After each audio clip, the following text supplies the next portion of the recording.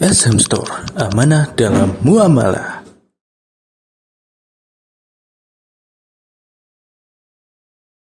Nastaghfiruh wa na'udzu billahi min syururi anfusina wa min sayyiati a'malina. Man yahdihillahu fala mudilla lahu wa man yudlil fala hadiya lahu. Wa asyhadu an la ilaha illallah wahdahu la syarika lahu wa asyhadu anna Muhammadan abduhu wa rasuluh la nabiyya wa la rasula ba'dahu.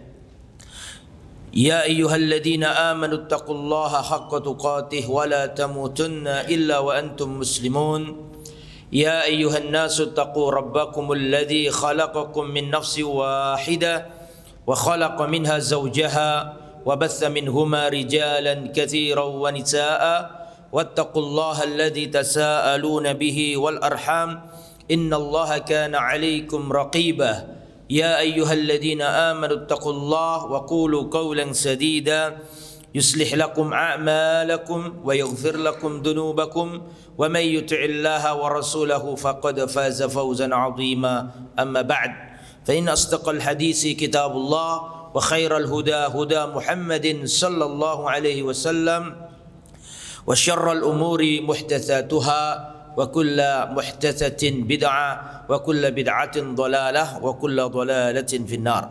Ma'asyiral hadirin rahimani wa rahimakumullah. Alhamdulillah, bersyukur kepada Allah bisa bertemu kembali di Masjid Al-Amin Semampir Surabaya untuk melanjutkan kajian kitab Syama'ilun Nabi, dan juga semoga salawat serta salam tetap tercurahkan kepada baginda Sayyiduna Muhammad sallallahu alaihi wasallam beserta para istri, para keluarga, para sahabat, dan para umatnya yang setia di atas sunnah dan ajarannya. Kita pada kesempatan kali ini akan membahas mungkin 3 tema ya, karena singkat-singkat. Yang pertama, bab maja'a fi aishi Rasulillah, bab tentang kesederhanaan hidup Rasulullah. Kemudian setelah itu bab maja'a fi khuffi Rasulillah, bab tentang sepatunya Rasulullah. Dan setelah itu bab tentang Rasulullah sallallahu alaihi wasallam. Kita mulai yang pertama. Bab maja'a fi aishi Rasulillah sallallahu alaihi wasallam, bab tentang kesederhanaan hidup Rasulullah sallallahu alaihi wasallam. Wan nabiyyu kana 'aishuhu wa ta'amuhu wa ghada'uhu qutan. Rasulullah sallallahu alaihi wasallam dahulu kehidupan beliau itu dari segi hidupnya, makannya ya, itu qutan. Qut itu artinya hanya sekedar yang mengganjal perut. Makannya Nabi, minumnya Nabi, dan makanan santapan menu Nabi itu qut. Qut artinya ma yasuddur ramak minat mat'am. Jadi sekedar apa yang mengganjal perut. Wa kana yataqallal minad dunya, dan beliau itu yataqallal, sederhana, tidak ngambil yang banyak-banyak dalam perkara dunia. Wa yaktafi minha bil bulgha, hanya sekedar apa yang mencukupkan diri beliau, tidak melampaui batas baik dalam makanan maupun pakaian. Sederhana kehidupan Rasulullah sallallahu alaihi wasallam. Kita mulai dari hadis yang pertama. Haddatsana Qutaibah ibn Sa'id qal haddatsana Hammad ibn Zaid an Ayyub an Muhammad ibn Sirin. Muhammad bin Sirin adalah seorang tabi'in terkemuka. Muhammad bin Sirin, seorang tabi'in ini berkata, kunna inda Abi Hurairah, dulu kami pernah berada di sisi Abu Hurairah. Berarti Ibnu Sirin ini termasuk muridnya Abu Hurairah. Kunna inda Abi Hurairah wa alaihi thawbani mumassyaqani min kattanin kami dulu pernah berada di sisi Abu Hurairah, dan pada waktu itu Abu Hurairah mengenakan 2 potong pakaian. Ya, mumasyaqani min kattan, yang terbuat dari kain katun. Fatamakhata, ya.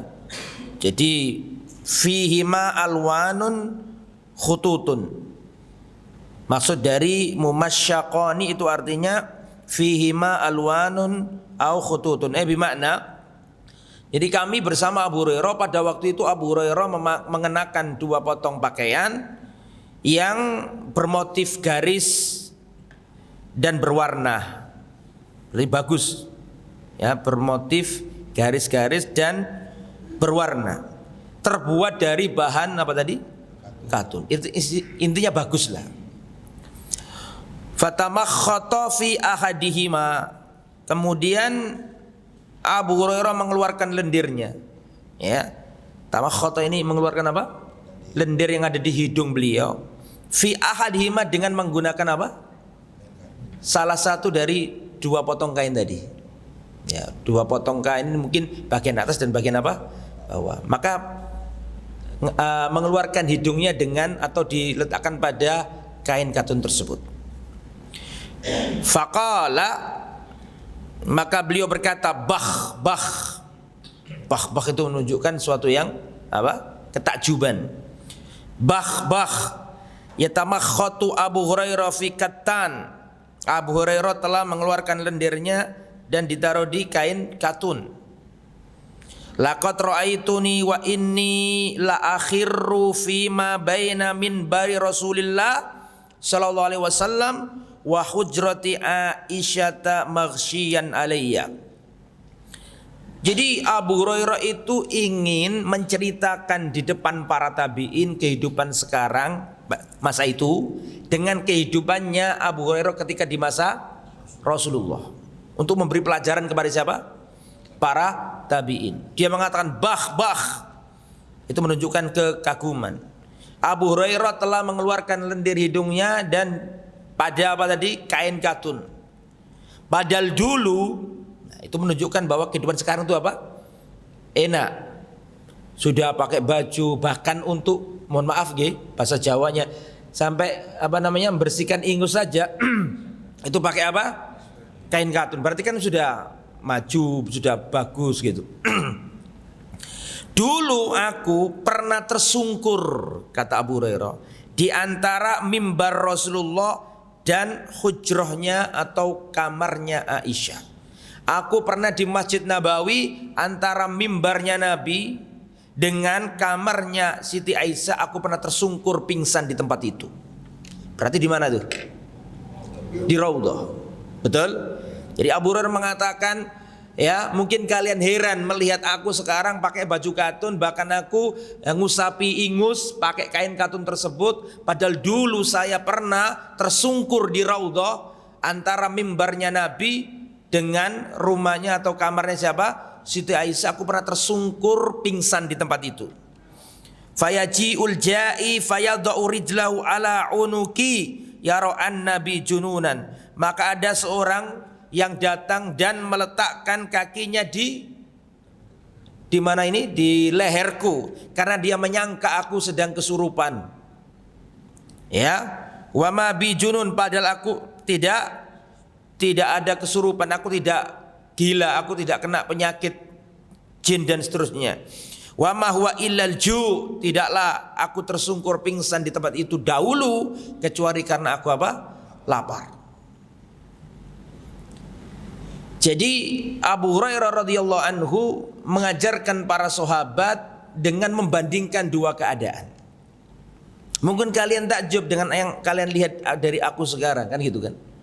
Yang kau melihat Abu Hurairah telah mengusap atau mengeluarkan ingusnya dengan kain katun. Padahal dulu aku pernah tersungkur antara mimbarnya Nabi dengan kamarnya Rasulullah SAW, tersungkur pingsan. Dan orang menyangka aku kena penyakit, kena jin, kena apa? Junun. Maka ada yang meletakkan kakinya di mana? Di leherku. Mungkin maksudnya jinnya biar apa?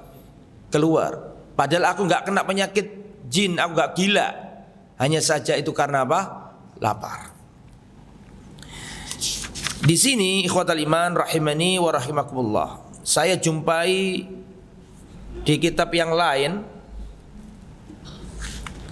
Kalau yang saya bawa ini kan yang seperti yang diterjemahkan itu disyarah sama Syekh siapa? Syekh Abdul Razak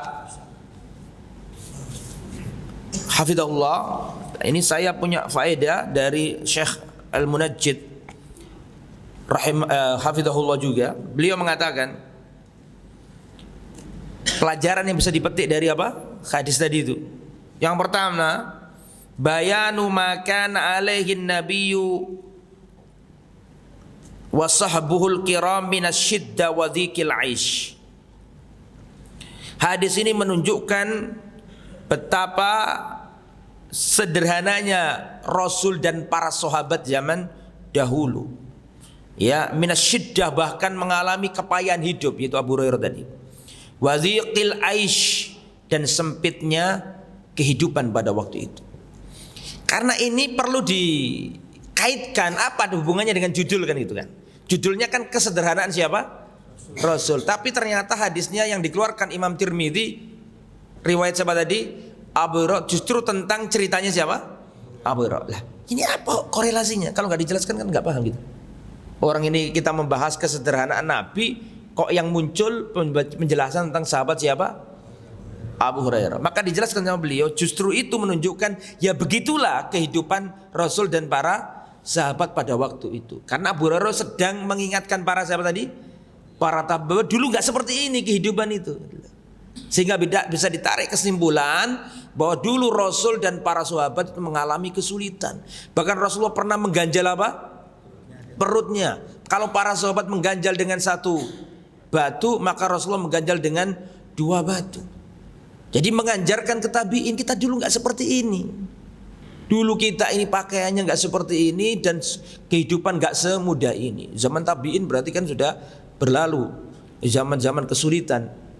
Datang zamannya Umar, datang zamannya Utsman, manusia sudah banyak yang terbuka dengan banyaknya penaklukan, ghanimah ada di mana-mana, kan gitu kan? Sudah beda kehidupannya. Nah, itu maksudnya.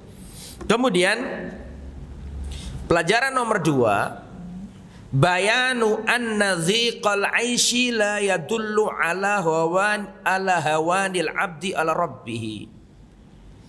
Penjelasan bahwa kesempitan hidup tidak menunjukkan lemahnya seorang hamba atau hinanya seorang hamba ya di hadapan Tuhannya.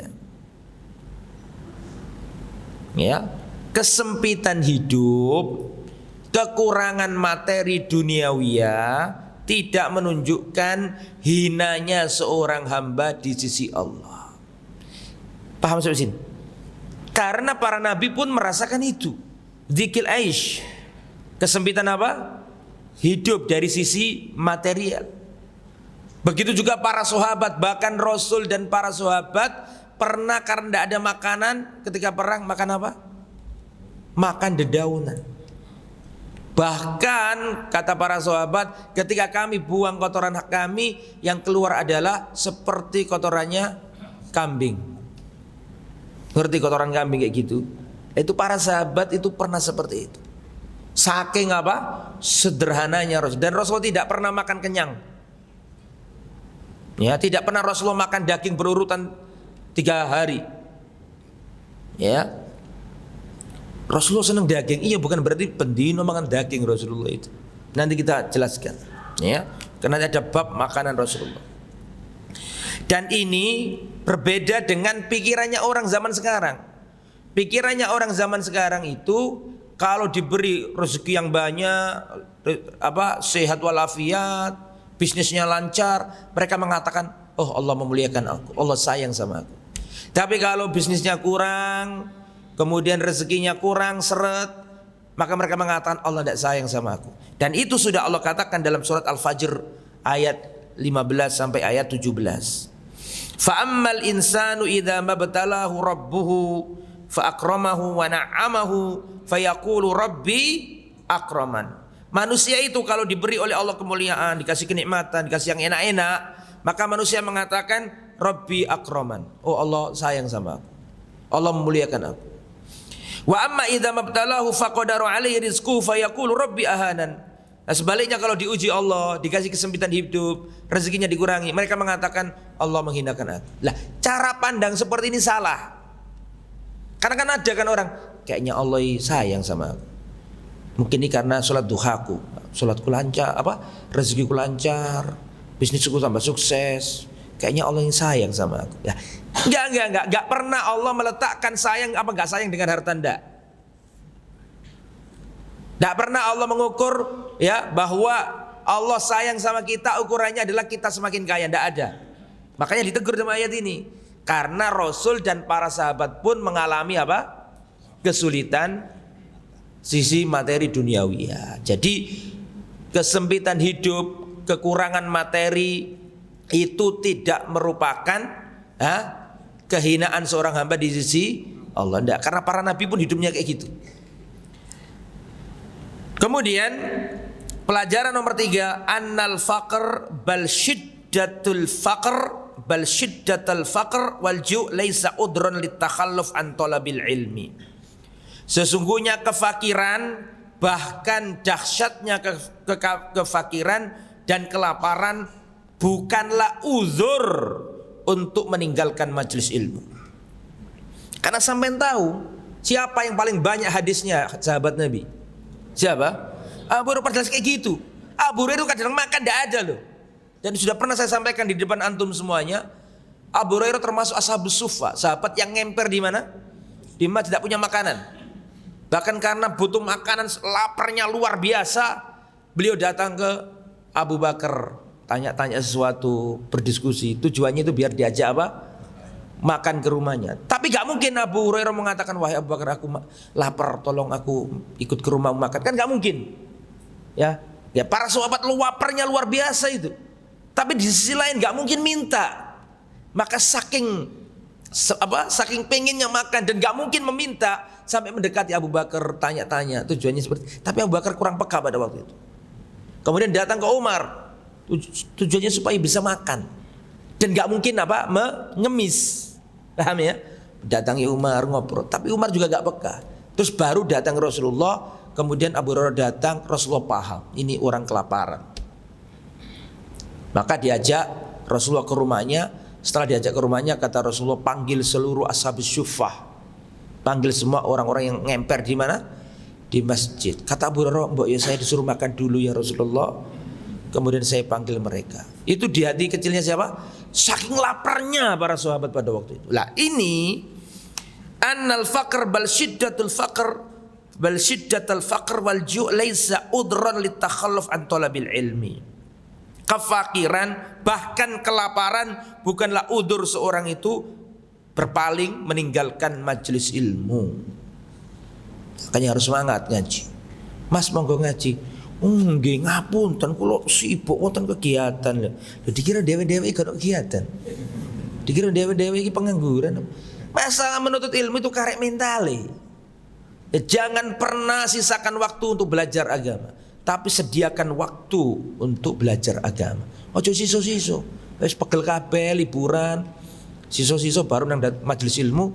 Karena siso-siso makanya ngantuk, turu. Kecuali siso-siso. Makanya jangan sisakan waktumu untuk belajar agama, tapi sediakan waktumu untuk belajar agama. Itu pelajaran nomor 3. Nomor 4. Sekarang nomor 4 G.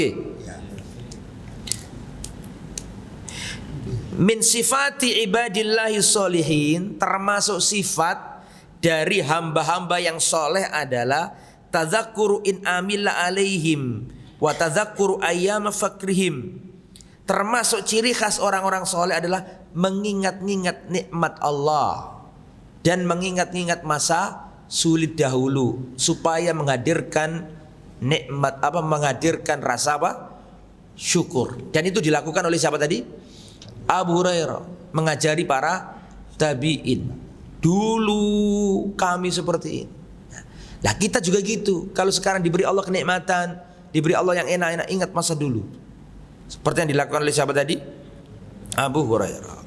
Kita lanjut sekarang Kembali ke materi lagi. Hadis yang berikutnya. Haddatsana Qutaibah qala haddatsana Ja'far bin Sulaiman Al-Dhubai an Malik bin Dinar, dari Malik bin Dinar. Qal, beliau berkata, ma syabi'a Rasulullah min khubzin qat. Tidak pernah Rasulullah kenyang dari makan roti. Wala lahmin, dan tidak pernah Rasulullah kenyang dari makan daging. Illa ala dhofaf, kecuali kalau ada dhofaf. Dhofaf itu sejenis makan bersama. Nek jare wong Jawa bancaan. Ngerti bancaan? Di Surabaya enggak ada ya? Dalam boten. Ma syabi'a Rasulullah sallallahu alaihi wasallam min khubzin. Rasulullah tidak pernah warak mangan apa tadi? Roti, tidak pernah. Rasulullah enggak pernah kenyang makan roti. Dan Rasul tidak pernah kenyang makan daging, enggak pernah. Illa min dhofaf, kecuali kalau ada jamuan bareng-bareng rame-rame, para sahabat kundang gitu. Itu baru Rasulullah bisa makan kenyang. Ya. Kemudian qala Malik sa'altu rajulan min ahlil badiyah. Ya, jadi ada hadis yang berbunyi Rasulullah tidak pernah kenyang makan roti dan makan daging kecuali pada dhofaf. Lah, Malik ini enggak paham dhofaf itu apa. Sa'altu rajulan min ahlil badiyah. Akhirnya Malik ini bertanya ke orang Badui, karena orang Badui kan bahasa Arabnya masih apa? Asli. Maka tanya ke orang Badui, apa makna dhofaf? Dijawab sama orang Badui, an yatanawala ma'anna, yaitu makan bareng-bareng manusia. Berarti kemana apa jadi? Jamuan rame-rame bancaan. Nah itu baru iso ngrasakno mangan sing enak lah gampangane. Nah itu ya. Nah, selesai. Ya ini menggambarkan bahwa Rasulullah itu sederhana sekali makannya. Nanti bab makan ada sendiri. Lauknya Nabi ada sendiri, makan Nabi ada sendiri. Ini cuma menggambarkan kesederhanaan. Terus dilanjut. Maja'a fi khuffi Rasulillah. Bab penjelasan tentang sepatu Rasulullah. Haddatsana Hannad ibn Sari qala haddatsana Waki an Dalham bin Saleh an Hujair ibn Abdillah an ibni Buraidah an abihi. Ya, Buraidah ini seorang sahabat Nabi yang mulia, dan anna Najashiyya ahdalin Nabi sallallahu alaihi wasallam khuffaini aswadaini sadajaini. Ya, perhatikan, dari sahabat Nabi Ibnu Buraidah an Nabihi bahwasannya Najasyi ini pernah ngasih hadiah kepada Rasulullah sallallahu alaihi wasallam. Ya. An-Najasyi pernah ngasih hadiah kepada Nabi berupa apa? Sepatu. Warna apa? Hitam. Terus sadajain. Apa artinya sadajain huna? Yang tidak ada bulunya. Yang itu menunjukkan zaman dulu itu sepatu atau sendal itu ada apanya? Bulu-bulunya. Lah yang dikasih oleh Najasyi itu yang polos, tidak ada apa? Bulu-bulunya. Ya. Jadi yang merawikan hadis ini adalah Buraidah, dan Buraidah ini di antara sahabat Nabi yang dulu pernah ikut bai'atul apa? Bai'atul Ridwan. Ngerti bai'atul Ridwan? Yang Rasulullah SAW dengan para sahabat sebanyak berapa orang?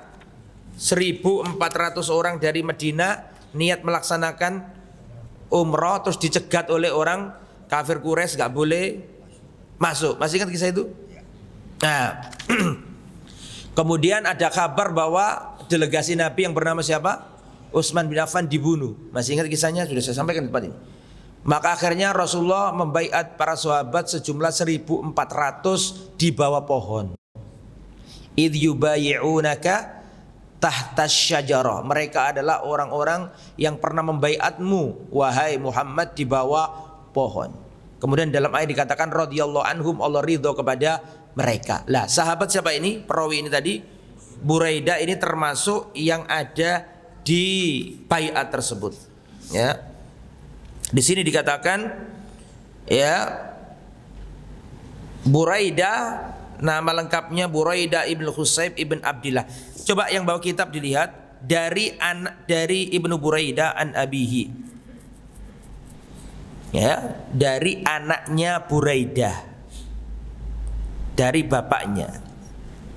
Berarti siapa bapaknya? Ya Buraidah. Dari anaknya Buraidah. Oke? Dari bapaknya. Berarti siapa bapaknya di sini? Ya Buraidah. Nah, Buraidah ini ya aslama qabla Badr, masuk Islam sebelum perang Badr. Dan pernah ikut Sulhul Hudaybiyah dan juga mengikuti Bai'atur Ridwan di bawah pohon. Sehingga Buraidah sahabat ini masuk kategori surat Al-Fatah ayat 18. Laqad radhiyallahu 'anil mu'minin. Sungguh Allah telah meridhai orang-orang yang beriman. Siapa mereka itu? Idh yubayyi'unaka tahta syajarah, yang mana mereka pernah membaiatmu wahai Muhammad di bawah pohon. Lah Buraidah termasuk yang ikut. Ya, berarti termasuk radhiyallahu anhum yang diridhai Allah. Lah beliau menyampaikan anna Najasyiyya ahdalin Nabi sallallahu alaihi wasallam khuffain. Rasulullah pernah memberi hadiah, Najasyi pernah memberi hadiah kepada Rasulullah, yaitu khuf. Khuf itu apa sih? Khuf itu adalah sepatu yang terbuat dari apa? Kulit dan menutup kaki secara sempurna. Lah, Rasulullah pernah diberi hadiah oleh Najasyi berupa khuf atau sepatu warna hitam, sadajaini, yang polos dan tidak ada bulu-bulunya. Wala falabisahuma, maka sepatu ini dipakai oleh siapa? Rasulullah sallallahu alaihi wasallam. Summa tawaddoa, dan Rasulullah wudu, wa masaha alaihima, dan Rasulullah mengusap di atasnya. Jadi Rasulullah nggak kelepas. Ya, itu termasuk sunnah Nabi mashul khuf, yaitu mengusap apa? Sepatu nggak usah dilepas. Kalau wudu itu loh maksudnya. Kalau wudu nggak usah dilepas, cukup diapakan?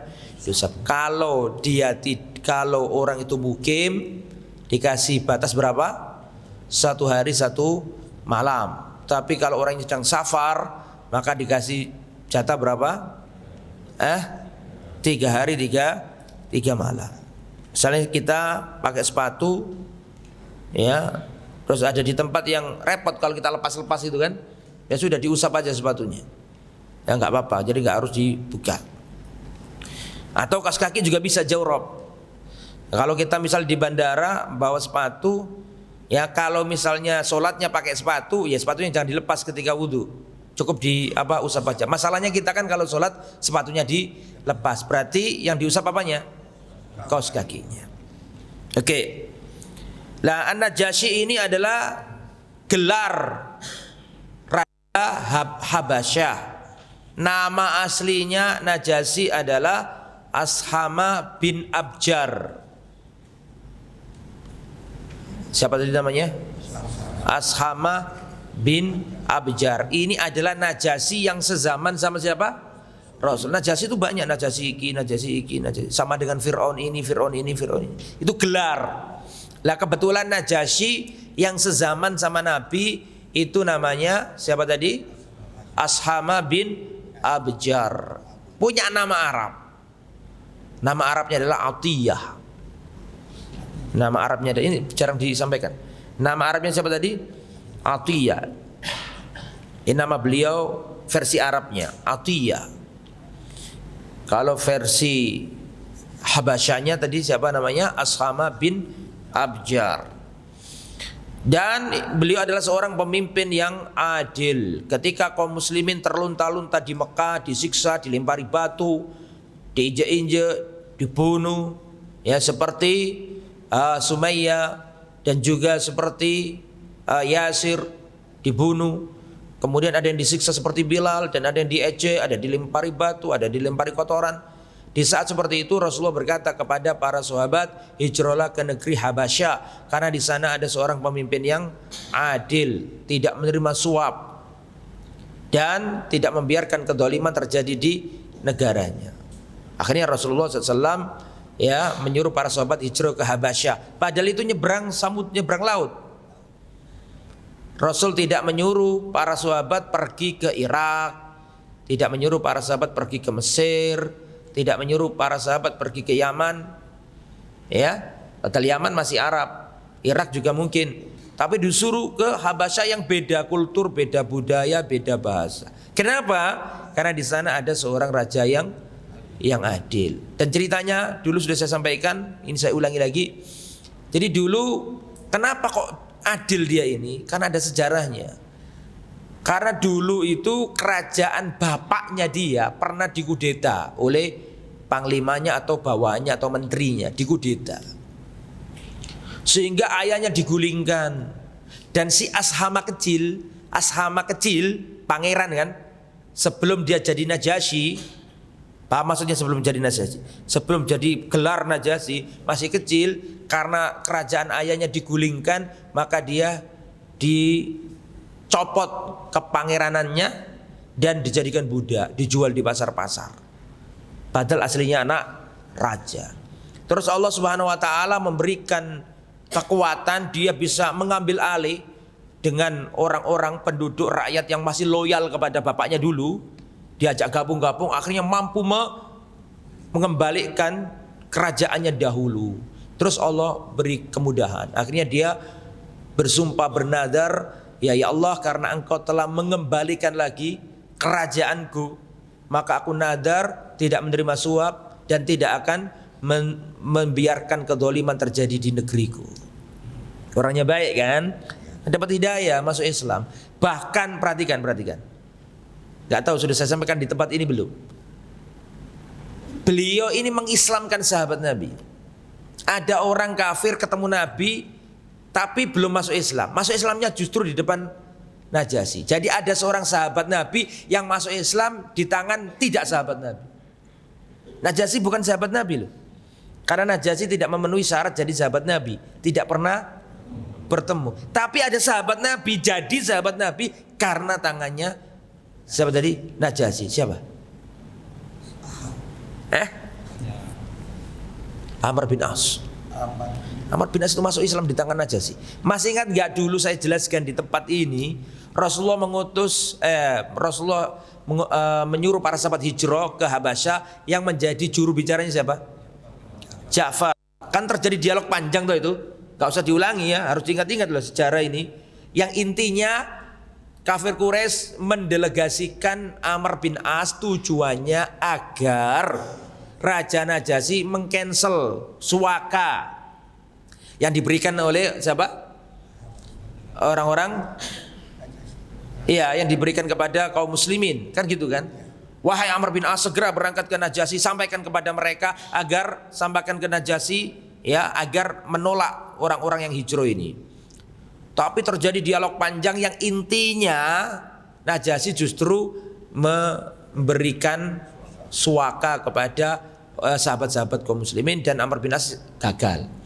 Suatu saat nanti zaman berlalu, Amr bin As ini melihat kok Muhammad ini semakin jaya di Medina, kan gitu kan? Maka dia semakin tahu. Akhirnya dia hijrah balik ke Najasyi. Antum baca sejarah. Dia balik ke Najasyi dan minta perlindungan ke sana. Ternyata Najasyi mengatakan, "Ya Amr, masuk Islamlah kau. Wallahi orang yang kamu musuhi itu adalah seorang nabi." Akhirnya masuk Islam. Makanya ada seorang sahabat Nabi yang masuk Islam tidak di tangan apa? Sahabat Nabi. Akhirnya setelah itu Amr bin As pulang dan langsung ke Madinah. Di tengah jalan ketemu Khalid bin Walid. Ternyata sama-sama ingin masuk Islam. Amr bin As ketemu Khalid dan Amr bin As mengatakan, "Ya Aba Sulaiman, mau kemana wahai Abu Sulaiman?" Abu Sulaiman itu adalah kunyanya siapa? Khalid. "Mau kemana Abu Sulaiman?" Maka kata siapa? Khalid bin Walid, "Laqad tabayyana at-tariq." Telah jelas semuanya bahwa orang yang kita perangi memang Nabi. Itu belum Fathu Makkah. Belum apa? Belum Fathu Makkah. Jadi Khalid ditanya siapa? Amr bin As, maka Tariq mengatakan laqad tabayyana at-tariq. Wahai Amr bin As, telah nyata jalan terang benderang. Orang yang kita musuhi selama ini memang dia adalah seorang nabi. Maka saya berjalan ke utara ke Madinah untuk berbaiat kepadanya masuk Islam. Bareng siapa tadi? Amr, sama-sama pendekarnya. Yang satu panglima perang, ahli militer, yang satu negarawan, politikus, pinter ngatur siasat. Masuk Islam dua-duanya. Di tangan siapa tadi? Najasyi. Jadi Najasyi ini unik, ya. Dia nggak sahabat Nabi, tapi ada orang menjadi sahabat Nabi masuk Islam melalui tangannya. Dan Rasulullah mengatakan, la ayyahdiyallahu bika rajulan wahidan khairun laka min khumurin na'am. Seandainya Allah Subhanahu wa taala memberi hidayah kepada seorang melalui tanganmu, itu lebih baik bagimu daripada engkau memiliki unta merah. Unta merah adalah barang termahalnya orang Arab zaman itu. Kita lanjut ya. Jadi ini menunjukkan kebaikan siapa? Najasyi. Dan akhirnya Najasyi ini masuk Islam, ya. Dan ketika wafat Rasulullah menunaikan sholat ghaib. Ini mungkin satu-satunya sholat jenazah ghaib yang pernah dikerjakan Rasulullah ketika Rasulullah dapat kabar bahwa Najasyi ini wafat. Najasyi ini kan raja persemakmuran Romawi Raya. Di atasnya Najasyi ini dia masih harus membayar upeti kepada raja Kristen yang lebih gede. Siapa namanya? Heraklius. Heraklius sendiri dulu sudah saya sampaikan kepada antum semuanya hampir masuk Islam. Lah ketika Najasyi masuk Islam tidak pernah bayar upeti sama sekali. Sehingga Heraklius yang ada di Syam pada waktu itu dibisiki sama jenderal-jenderalnya pembantunya. Wah, Kaisar Heraklius, masa kamu biarkan budakmu orang-orang hitam keriting yang ada di Habasa ini tidak mau membayar upeti kepadamu? Apa enggak kita berantas mereka? Kata siapa? Heraklius, ya bagaimana mungkin aku memaksa orang yang sudah memilih agamanya. Kenapa Heraklius tidak mampu kuat menghabisi Najasyi? Karena sebenarnya Heraklius sendiri itu tahu bahwa itu adalah agama yang benar. Makanya dibiarkan. Aku gak iso elok koyok Najasyi, paling enggak aku gak musuhi Najasyi. Paham maksudnya? Dia kan tetap kafir, betul apa enggak? Dohirnya kafir, gak masuk Islam. Tapi dia tahu bahwa yang dipilih Najasyi itu apa? Benar. Kembali ke materi, menunjukkan satu kebaikan dari siapa tadi? An-Najasyi. Bahkan memberi hadiah kepada siapa? Rasulullah. Dan tidak cukup diberi hadiah ditaruh di lemari, enggak. Bahkan dipakai oleh Rasulullah SAW. Dan dari sepatu yang dikasih oleh Najasyi itu muncul fikih. Fikih, apa fikihnya tadi? Rasulullah mengusap sepatu. Karena sepatunya Nabi itu nggak ada wabernya, nggak ada apa, nggak ada syarnya, nggak ada apa tadi, bulunya. Sehingga nek jare wong Jawa gak mamang ono ketempelan apa-apa, sehingga gampang ketika dia diusap. Tapi kalau ada bulu-bulunya kan mungkin ada hal-hal tertentu yang nempel-nempel kan gitu kan. Makanya karena nggak ada syarnya itu tadi, makanya Rasulullah usap. Itu sebagian yang dijelaskan oleh para ahli ilmu. Kemudian berikutnya ya jamaah, masih masalah khuf. Haddatsana Qutaibah ibn Sa'ad qala haddatsana Yahya bin Zakaria bin Abi Zaidah anil Hasan ibn Ayyas an Abi Ishaq anil Sya'bi qala al-Mughirah bin Syu'bah, Mughirah bin Syu'bah kata ahdihya lin Nabi khuffaini. Ada seorang sahabat Nabi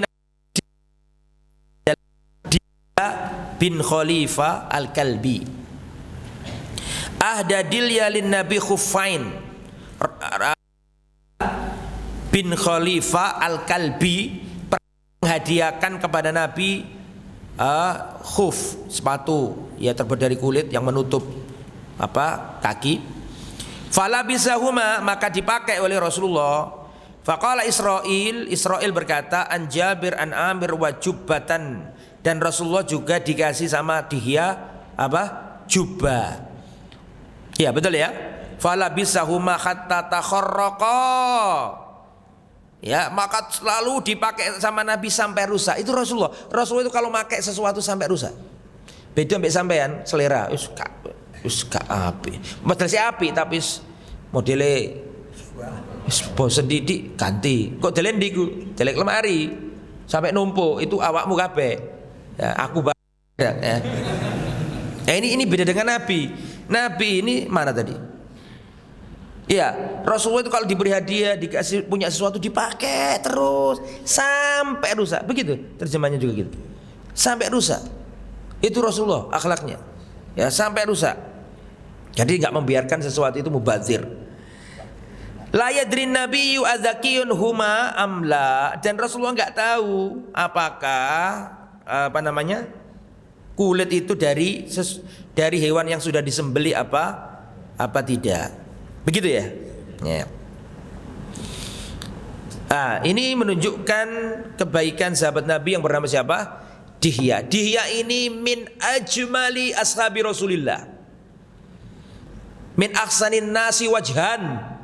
Dihya bin Khalifah Al-Kalbi termasuk sahabat yang paling ganteng, paling rupawan. Dan Dihya bin Khalifah Al-Kalbi ini termasuk sahabat yang pernah diutus Nabi untuk membawa surat ke Heraklius. Soalnya Nabi ku nek ngongkon wong berangkat ketemu sapa delegasi mesti dipilih sing ganteng. Soalnya wong ini ditemoni wong ganteng wis seneng duluan gitu loh. Ya, Rasulullah itu pintar menempatkan orang pada tempat. Ya gak mungkin tuh delegasi sing awut-awutan kan gak mungkin tuh. Kasih ngomong sing apik, sing ganteng, enak ngomongin lah dia ini. Saking gantengnya dia ini, sampai-sampai malaikat Jibril itu kalau menjelma jadi manusia, seringkali menjelma jadi wajahnya Dihya. Dihya bin Khalifah Al-Kalbi. Ya. Di sini diterangkan wa kana Jibrilu ya'ti ila Nabi ala suratihi ahyanan. Terkadang Jibril itu kalau datang ke Nabi sedang menjelma jadi manusia, kadang yang diserupai adalah wajahnya siapa? Dihya. Khalifah Al-Kalbi. Ini juga menunjukkan kesederhanaan Rasulullah sallallahu alaihi wasallam dalam berpakaian, ya. Dipakai terus Rasulullah itu. Nah, terakhir sekarang bab maja'a fi na'li Rasulillah, bab tentang sandalnya Nabi. Haddatsana Muhammad bin Bashar qal haddatsana Abu Dawud at-Tayalisi qal haddatsana Hammam an Qatadah. Qatadah seorang tabi'in. Imam Qatadah adalah seorang tabi'in. Qultu li Anas bin Malik, aku pernah berkata kepada Anas bin Malik. Berarti Qatadah ini termasuk muridnya sahabat Nabi siapa? Anas bin Malik. Dan Anas bin Malik adalah di antara manusia yang paling paham seluk-beluknya Rasulullah. Dan sudah bolak-balik saya jelaskan itu. Karena Anas bin Malik ini sejak kecil sudah apa? Sama Nabi. Diberi julukan apa? Khadimur Rasul, pelayannya Rasul. Qatadah berkata, kaifa kana na'lu Rasulillah, wahai Sayyiduna Anas bin Malik, bagaimana sih model sandalnya Rasulullah? Sandalnya Rasulullah dulu kayak gimana? Lihatan ini kan urusan duniawi ya toh. Tapi bagaimana para tabi'in itu benar-benar berusaha pengen ero gimana? Nah Rasulullah itu sampai sandalnya lo ditakokno. Padahal kan sandal kan urusan dunia toh. Gini betul? Urusan dunia. Enggak tahu yuk gak dosa. Tapi saking semangatnya para sahabat, para siapa? Tabi'in pengen tahu benar-benar Rasulullah secara detail sampai yang ditanyakan adalah bagaimana dulu sandalnya Nabi? Dijawab sama Anas bin Malik, perhatikan. Lahuma kibalani. Dulu sandalnya Nabi itu ada 2 tali kibalnya. Saya browsing sebagian yang disampaikan asatid 2 kibal ini belum cetha Mas ya. 2 kibal ini apa maksudnya? 2 pengait. Coba yang bawa terjemahan. Apakah dengan baca terjemahan itu bisa dipahami? Coba. Di tengah antara jari ibu sama jari kedua ini ada tali Ustaz yang kalau dipakai Ustaz sebagai menguatkan sandal sebagai lepas. Cuma 1 berarti kan talinya? 2 Ustaz. Coba. Yang bawa dibaca Pak Roni. Ngapunten.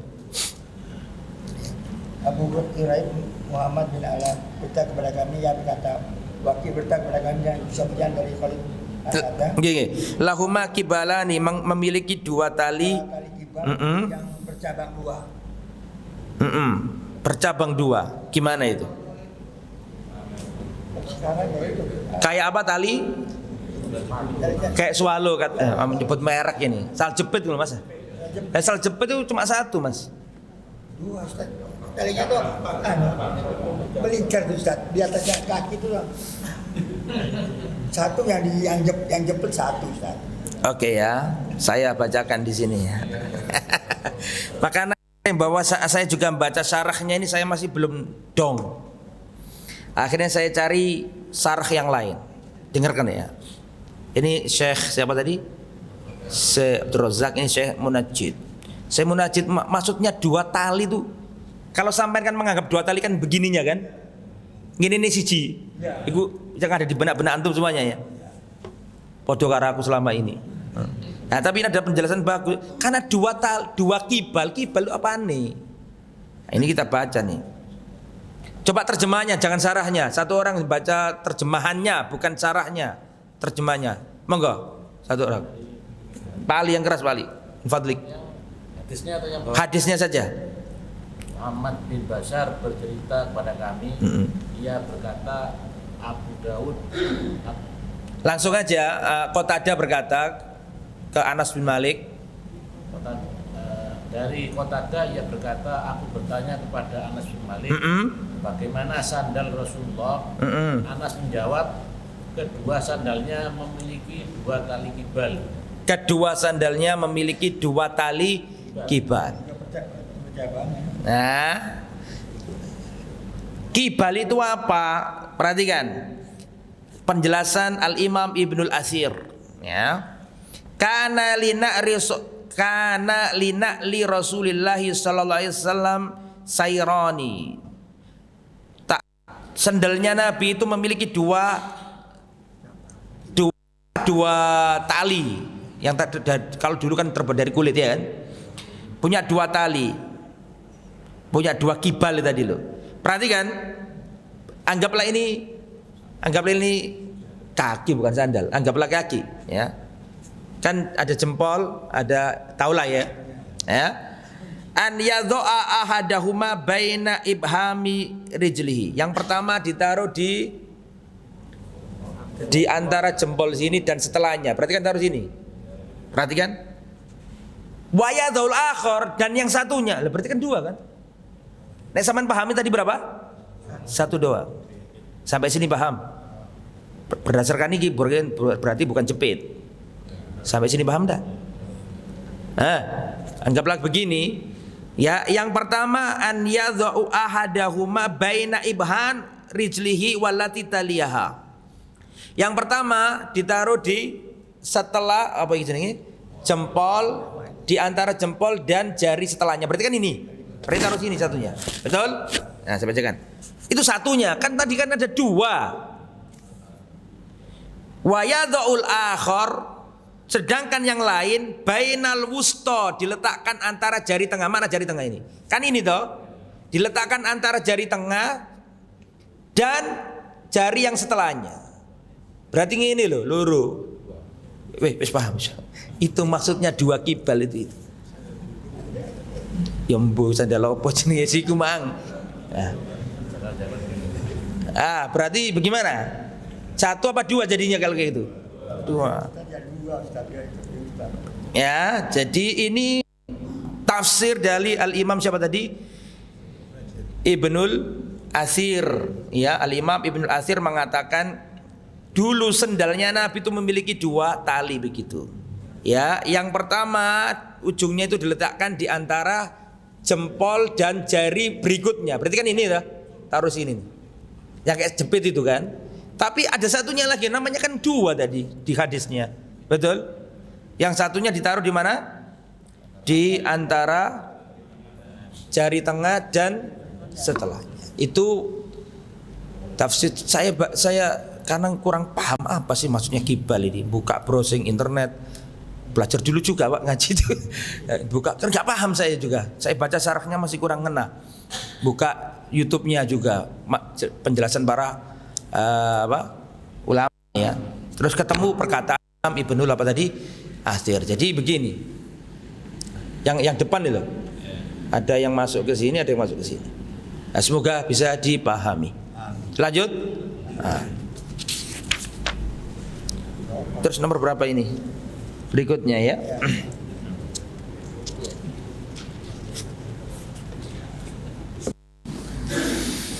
Haddatsana Abu Qurrah Muhammad bin Al-Ala qala haddatsana Waqi' an Sufyan an Khalid al-Khazza an Abdullah bin Haris an Ibni Abbasin, dari Abdul bin Abbas. Abdul bin Abbas sudah sering kita sampaikan siapa beliau. Qal, beliau berkata, kana lina'li Rasulillah kibalani. Rasulullah SAW memiliki sendalnya, Rasulullah SAW memiliki dua tali apa tadi? Punya dua kibal. Pengait apa? Diterjemahkan apa? Gak paham anu.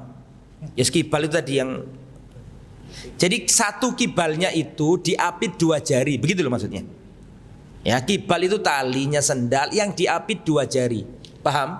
Kalau dua kibal berarti ada berapa jari yang ada 4, kan gitu kan logikanya. Kemudian kana lina'li Rasulullah sallallahu alaihi wasallam kibalani. Rasulullah SAW sendalnya itu ada dua kibalnya. Masniyun syirab, yang mana talinya itu mempunyai cabang apa? 2. Ya. Mempunyai cabang 2 talinya. Kemudian berikutnya, haddatsana Ahmad bin Mani qala haddatsana Abu Ahmad Az-Zubairi. Lah bagaimana dengan sandal-sandal yang sekarang? Sampai ada sandal ditaruh di, bukan sandal apa, cape sandal ditaruh di apa? Songkok, lagi rapi. Kebanyakan pakai gitu kan. Jangan-jangan ada di sini juga, ini mana yang songkoknya ada capalnya, ada apa? Sandalnya. Apakah harus seperti itu? Itu kan bukan sandal Nabi. Ya. Itu kan apa namanya, dan diyakini itu akan begini begitu. Itu nggak boleh. Nanti ada penjelasannya di akhir. Ada penjelasannya di akhir. Bagaimana dengan orang yang terlalu berlebihan dalam masalah itu. Kita lanjutkan sedikit lagi. Dan ini kayaknya nggak sampai habis, sandal bisa pada pertemuan akan datang. Kita lanjutkan dulu. Mana tadi?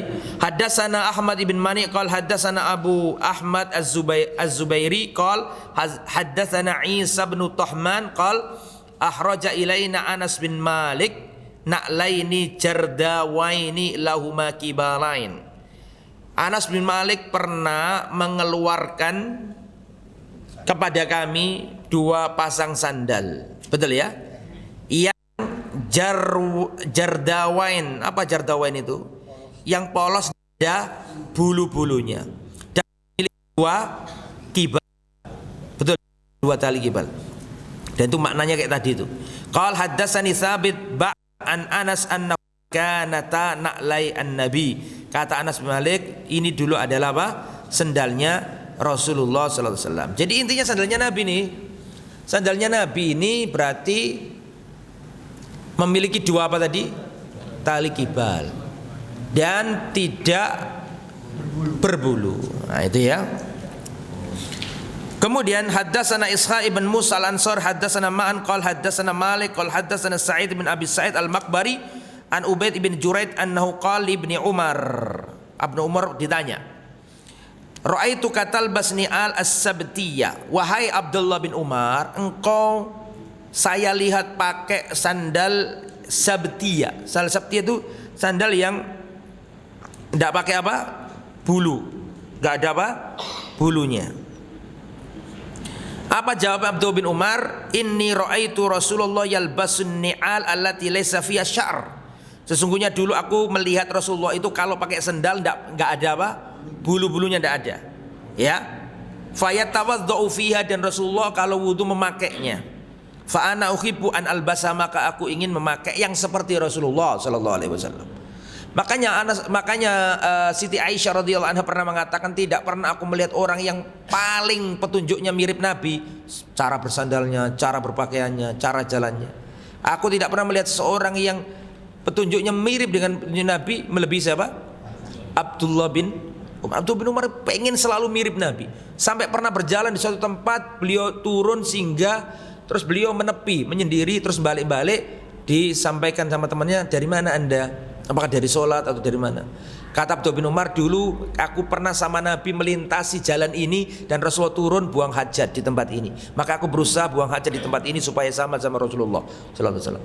Makanya kata Isa, ndak ono wong sing selalu berusaha mirip sama Rasulullah melebihi siapa tadi? Koyok dene siapa? Abdullah bin Umar. Nah, ini menunjukkan Abdullah bin Umar orang yang semangat meneladani Rasulullah sallallahu alaihi wasallam. Haddatsana Ishaq bin Mansur qala haddatsana Abdul Razzaq an Ma'mar an Ibni Abi Dhi'b an Salih maula Tau'ama an Abi Hurairah. Dari Abu Hurairah, kana li na'li Rasulillah sallallahu alaihi wasallam qibalani. Dulu sendalnya Rasulullah sallallahu alaihi wasallam memiliki apa? 2 tali kibal. Yang tadi itu ya. Kemudian berikutnya raaitu Rasulullah sallallahu alaihi wasallam yusalli fi na'lain maksufataini. Ya, dulu aku pernah melihat Rasulullah salat memakai 2 sendal. Ini dalil bahwa boleh seseorang salat memakai apa? Alas kaki. Ya, sebenarnya masuk masjid di zaman Nabi itu pakai sendal, salatnya pun pakai sendal. Cuma sekarang kan pakai karpet. Ya, nek sampean mlebu nggo sandal ya dimarahi takmir. Tapi kalau di zaman Nabi dulu itu kan pasir. Jadi mereka salatnya pun pakai apa? Sendal. Rasulullah pakai sandal, pakai sepatu. Ya. Maksufataini. Apa artinya maksufataini? Tolong dibaca.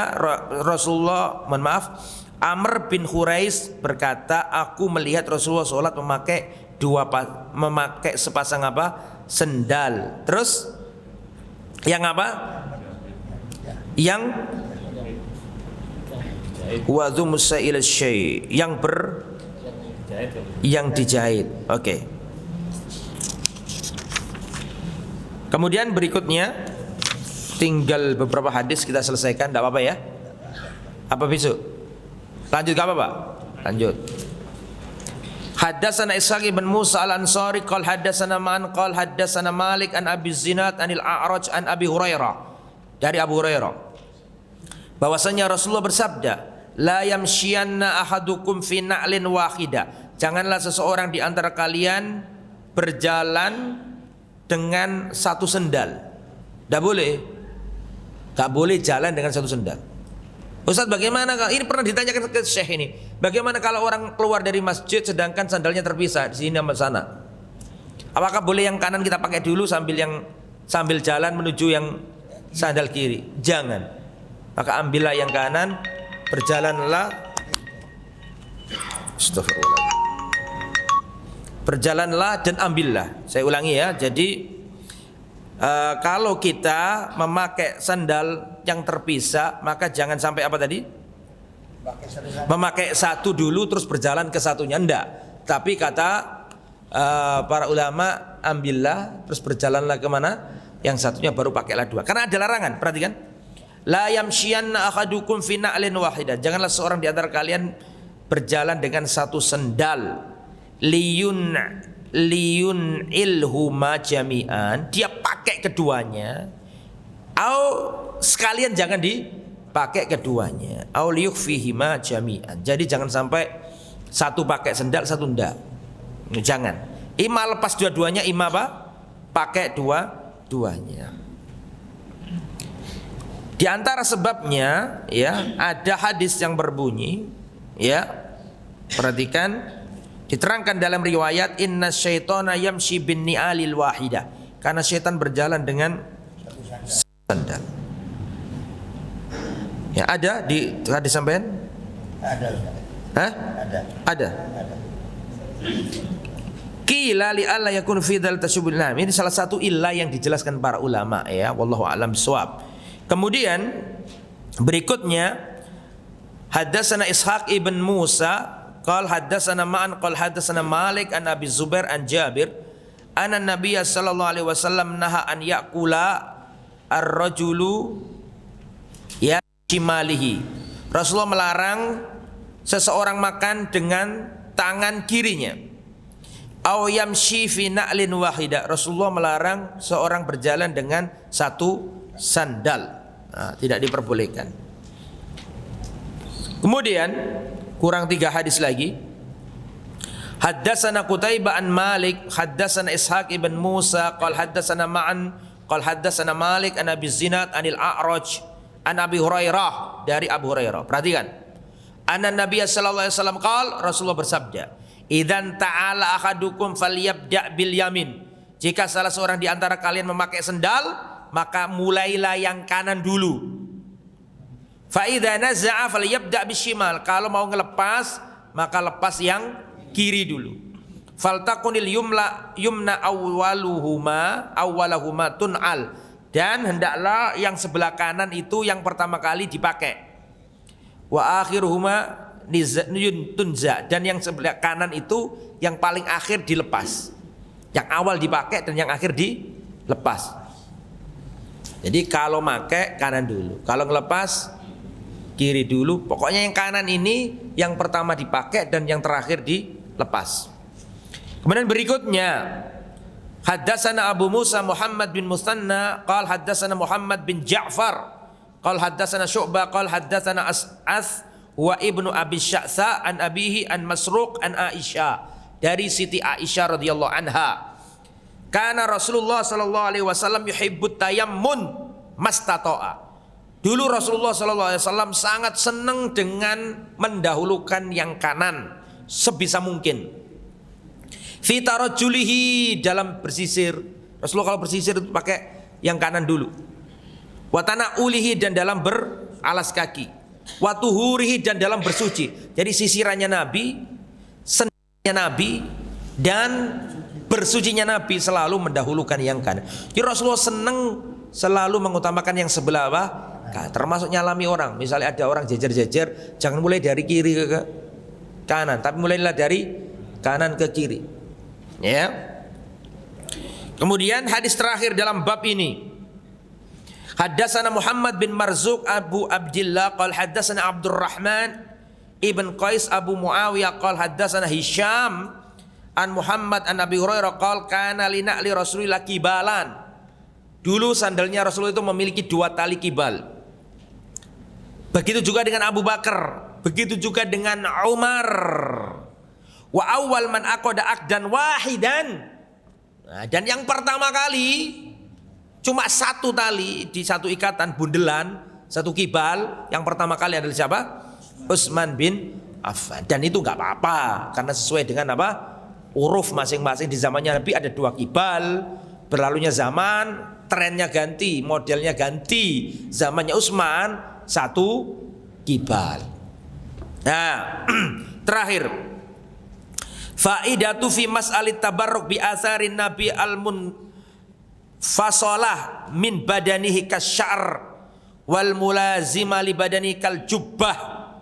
Faedah masalah seputar berkah dengan bekas-bekas peninggalan Nabi yang terpisah dari badannya Nabi, seperti rambutnya Nabi, atau yang biasanya melekat di tubuh Nabi seperti jubahnya Nabi. Paham sampai sini? Sandalnya Nabi, jubahnya Nabi, atau yang terpotong dari Nabi misalnya seperti rambutnya Nabi. Bagaimana dengan hal-hal seperti ini? Karena kan diklaim banyak kayak gini. Di museum ini ada sebagian orang punya, terus didatangi orang-orang, ya macam-macam. Ini bagaimana hal ini? Nah, ini ada beberapa penjelasan yang harus dipahami ya. Pertama, innama khallafahun nabi minal athar qalilun jiddan. Perlu dipahami bahwa peninggalan-peninggalan Nabi itu yang seperti yang disebutkan tadi itu sangat sedikit sekali. Sangat apa? Sedikit sekali. Yang menunjukkan hal itu adalah apa yang diriwayatkan Imam Bukhari. Imam Bukhari mengatakan mataroka Rasulullah ingda mautihi dirhaman wala dinaron. Rasulullah wafat, beliau tidak meninggalkan dirham, tidak meninggalkan dinar, tidak meninggalkan budak karena budaknya dimerdekakan semua sebelum wafat. Tidak meninggalkan budak, tidak meninggalkan dirham, tidak meninggalkan dinar, wala syai'a, dan tidak meninggalkan apapun illa bagla al-bayda, kecuali bigolnya. Namanya apa bigolnya Nabi? Bigolnya Nabi namanya apa? Dul. Sudah sering saya sampaikan kan, yang umurnya panjang itu loh. Wasilakahu, dan Rasulullah meninggalkan senjatanya, berarti apa? Pedangnya. Wa ardon, dan Rasulullah meninggalkan tanah fada yang Fatimah ingin diambil sebagai warisan itu loh. Terus ditolak sama Abu Bakar karena Rasulullah tidak pernah mewariskan apa? Harta apa yang ditinggalkan Nabi menjadi sedekah. Ingatlah yang ingat, lupalah yang lupa. Sudah saya sampaikan itu. Jadi Rasulullah itu wafat meninggalkan tanah. Datang Fatimah minta ke Abu Bakar, wahai Abu Bakar, mana warisan ayah saya, tanah Fada. Kata Abu Bakar, wahai Siti Fatimah, keluarga Nabi lebih aku cintai daripada keluarga aku sendiri. Hanya saja aku pernah dengar bapakmu mengatakan bahwa kami para Nabi tidak meninggalkan warisan, tapi apa yang kami tinggalkan otomatis menjadi apa? Sedekah. Masih ingat nggak? Nah, ini hadis yang paling disenangi orang Syiah. Ya, menganggap pelit bahwa Abu Bakar menggelapkan warisan Nabi. Padahal justru Abu Bakar melakukan itu justru saking taatnya Abu Bakar kepada siapa? Rasul. Ya. Tapi akhirnya Fatimah, itu pernah terjadi ini gak wawuan antara Fatimah dengan siapa? Lah mungkin hadis itu gak sampai ke siapa? Ke Fatimah. Tapi akhirnya Fatimah ridho. Dan itu benar Abu Bakar dengan dalil, karena orang sih akan nyerang Abu Bakar gara-gara Abu Bakar dianggap merebut warisan Nabi berupa tanah Fada itu. Paham? Maka bisa dijawab dengan apa? Dengan nanti ketika Sayyiduna Ali bin Abi Thalib jadi khalifah, tetap nggak bisa memberikan Fada kepada keluarganya, padahal beliau berkuasa. Paham nggak maksud saya? Ketika Ali bin Abi Thalib berkuasa jadi khalifah, tidak mengambil tanah Wada dan dibagikan kepada Hasan dan Husain sebagai warisan Rasulullah, kan enggak toh? Berarti itu menunjukkan bahwa Ali menyadari bahwa yang benar pendapatnya siapa? Abu Bakar, bahwa Rasul tidak meninggalkan apa? Warisan. Jadi dilihat dari apa yang disampaikan Imam Bukhari, maka tidak banyak seperti yang diklaim orang, rambutnya ada di negeri ini, ada di museum ini, ada di museum Cake rambutnya Nabi gitu ya.